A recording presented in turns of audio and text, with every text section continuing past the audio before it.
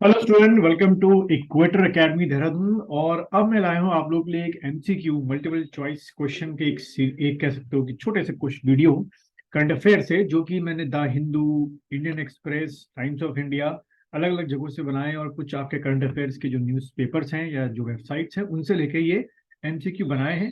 आपके आने वाले आईएएस, आईएफएस, सीडीएस और एसीसीएपीएफ के एग्जाम में ये आपके लिए बहुत ही बेनिफिशियल है।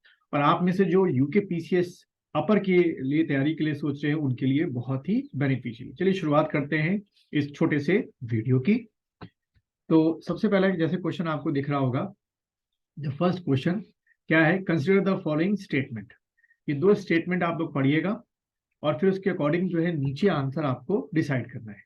देखिए पहला स्टेटमेंट जो है वो क्या है, the central government has introduce national pension system, यानी जिसको हम शॉर्ट में एनपीएस बोलते हैं, विद इफेक्ट फ्रॉम जनवरी 2004। ठीक है, ये नए तरीके का आपका पेंशन सिस्टम है। और दूसरा क्वेश्चन, दूसरा स्टेटमेंट क्या है, एनपीएस यानी कि national pension system is being implemented and regulated by PFRDA in the country. अब आपको नीचे जैसे ऑप्शन आपके यूपीएससी में और स्टेट पीएससी अपर में मिल सकते हैं कि which the following statements are correct.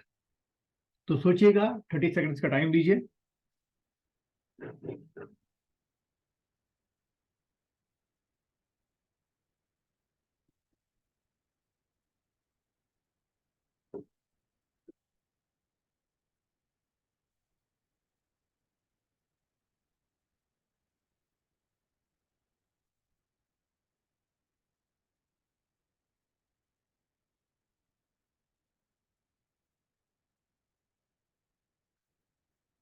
चलिए, आप लोगों ने आंसर डिसाइड कर लिया होगा। देखिए जो पहला स्टेटमेंट है वो बिल्कुल सही है आपका, यानी कि जो एनपीएस सिस्टम है वो हमारे भारत में जनवरी 2004 से ही शुरू हुआ।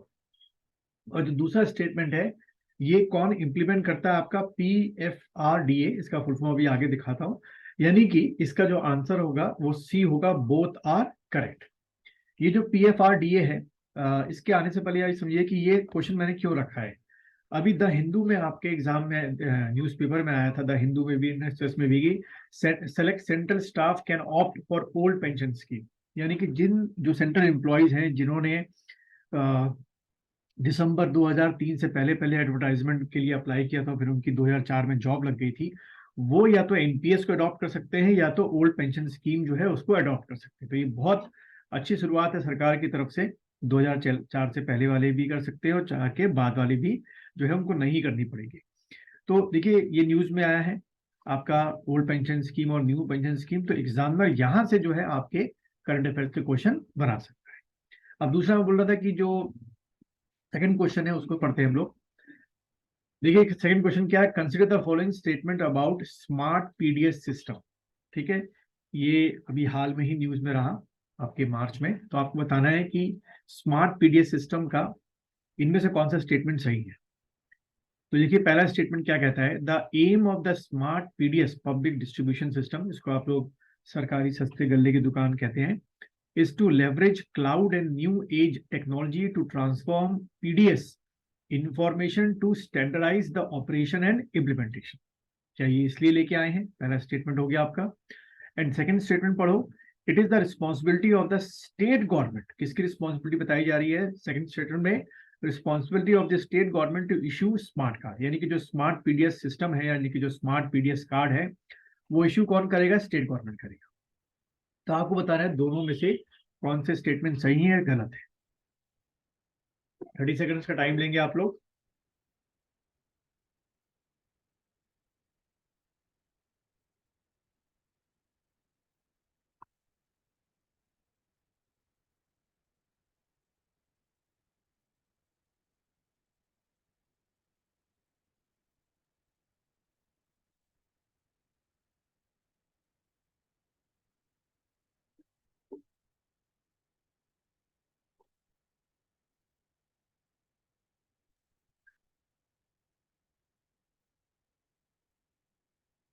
चलिए बच्चों, इसका जो आंसर है वो है आपका सी। दोनों के दोनों ही स्टेटमेंट सही है कि इसका स्मार्ट पीडीएस जो सिस्टम उसका इम्पोर्टेंस यही है कि पीडीएस कार्ड का क्या किया जाए, आपका इंफॉर्मेशन टेक्नोलॉजी अपग्रेडेशन किया जाए, और दूसरा स्टेटमेंट ये है कि ये जो कार्ड है वो स्टेट गवर्नमेंट बनाता है, ना कि सेंट्रल गवर्नमेंट। और ये क्वेश्चन क्यों मैंने दिया, उसकी वजह ये है, करंट अफेयर्स में रहा है आपका व्हाट इज स्मार्ट पीडीएस। ये अभी लेटेस्ट 4 मार्च की न्यूज थी आपकी कि भाई ये आपका जो स्मार्ट पीडीएस सिस्टम है वो लॉन्च किया गया था। ठीक है, इसमें ये सारे फैक्ट्स जो है वो दे रखे हैं, आप अगर चाहें तो वीडियो को पॉज करके इसमें इंपॉर्टेंट फैक्ट्स को उतार सकते हैं। चलिए अगला क्वेश्चन देखते हैं। थर्ड क्वेश्चन देखिए क्या है। कंसिडर द फॉलोइंग स्टेटमेंट, दो स्टेटमेंट दे रखे हैं। पहला स्टेटमेंट देखिए क्या लिखा हुआ है, the methane global tracker report. ठीक है, ये अब एक अलग से रिपोर्ट है आपकी। कौन सी देखो लिखो रिपोर्ट है, methane global tracker report is the annual report, हर साल आती है, released by International Energy Agency. ठीक है, दूसरा स्टेटमेंट देखो क्या लिखा हुआ है, methane is responsible for 60% of the global warming happening on earth. तो आपको बताना है दोनों में से कौन सा स्टेटमेंट सही है।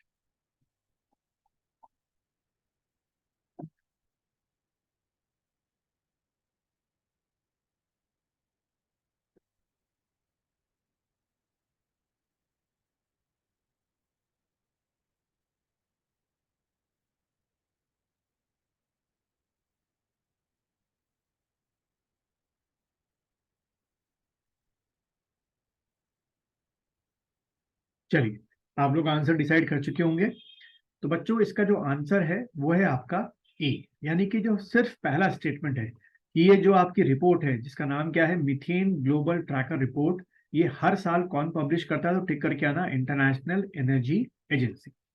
दूसरा स्टेटमेंट जो है वो पूरी तरीके से गलत है। उसकी वजह ये है, यहाँ पर अगर आप देखें कि ये जो मीथेन का जो ग्लोबल ग्रीन हाउस गैसेज में जो रिप्रेजेंटेशन है कि कितना ये करता है आपका, तो वो 60% नहीं बच्चों, वो आपका क्या है, 30% है। इसकी जगह अगर 30% लिखा होता तो ये आंसर बिल्कुल सही होता। अब ये मैंने क्यों दिया, क्योंकि ये न्यूज में था आपके करंट अफेयर्स में कि methane global report annual report release by the IEA, मैंने आपको बताया।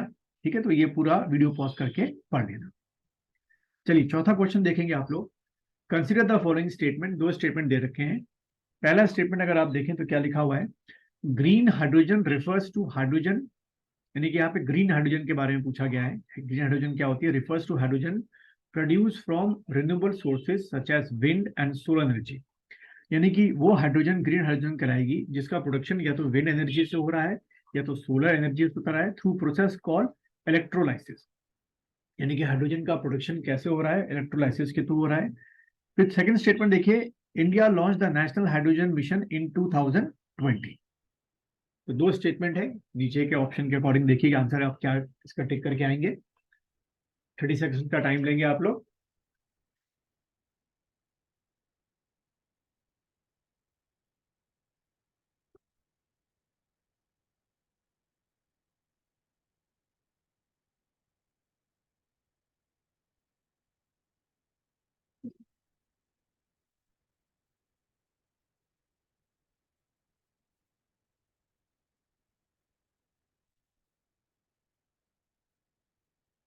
चलिए टाइम आपका खत्म होता है। इसका जो बच्चों आंसर है वो है आपका सिर्फ ए, यानी कि ओनली वन। जो पहला स्टेटमेंट है वो बिल्कुल सही स्टेटमेंट है। जो दूसरा स्टेटमेंट है यानी कि about the National Hydrogen mission जो 2020 लिखा हुआ है, ये आपका गलत है। ठीक है, और ये मैंने क्यों दिया, क्योंकि ये न्यूज में आपका आ रखा था ग्रीन हाइड्रोजन इन इंडिया, ये आप डिटेल इसकी पढ़ सकते हैं।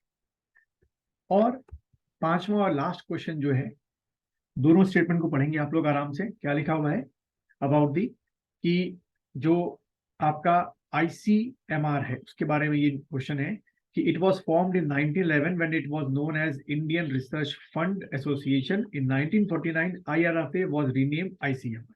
ठीक है, पहला स्टेटमेंट ये हो गया। दूसरा स्टेटमेंट देखिए कि headquarter of ICMR is in new Delhi.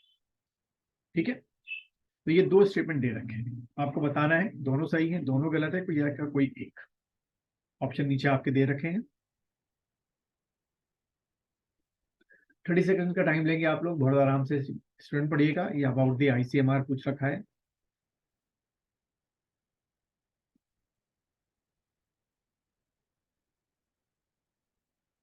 चलिए तो आप लोग इसका आंसर निकाल चुके होंगे बच्चों। इसका जो आंसर है बोथ आर करेक्ट, दोनों के दोनों स्टेटमेंट बिल्कुल सही है।